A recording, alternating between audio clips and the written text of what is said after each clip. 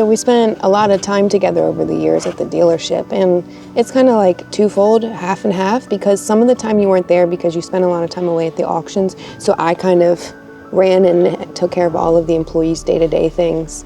And so that was okay because we worked together, but we didn't necessarily weren't working together, but we talked together a lot. We had the same visions, we had the same goals for the day and what needed to be done. And maybe you went about them a little bit differently than I did, but at the end of the day, we both know that you achieved it and I achieved it.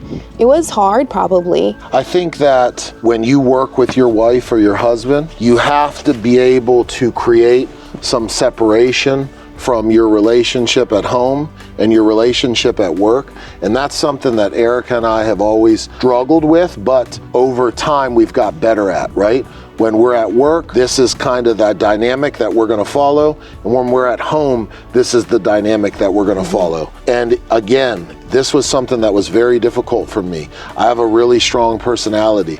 Erica is a behind the scenes person. She's somebody that's gonna go and make sure there aren't any problems and that everything's fixed and everything's running the proper way. We have our licenses, you know, people are on point and following the guidelines that they're supposed to be following. And I'm more just the brute strength. We're gonna get this done, we're gonna push through.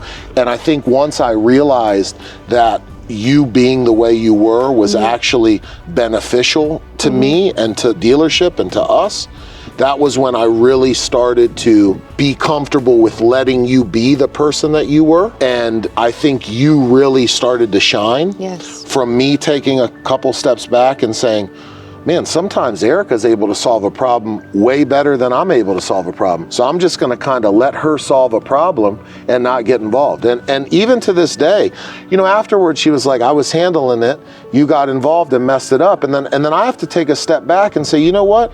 You're right, honey, you were handling it. You did have a better idea, a better way of going about it than I did, because I didn't get anywhere with the way that I was doing it. And so for me, business-wise, allowing her to shine, which was something I wasn't particularly good at, was something that I had to do. So for you entrepreneurs out there that are thinking about getting into business with your husband or wife, I want to tell you that it's going to make your relationship 10 times better, or it's going to destroy your relationship. And here's how you make it sure that it makes it 10 times better and it doesn't destroy your relationship.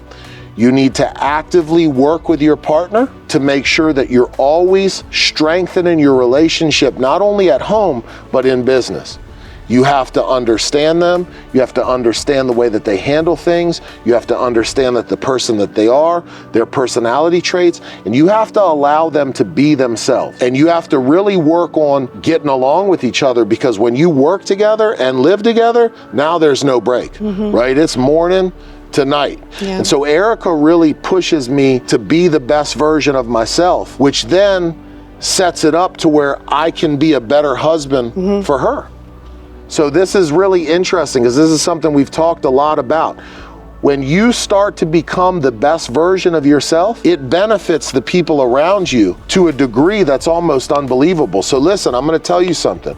You gotta be selfish to become selfless.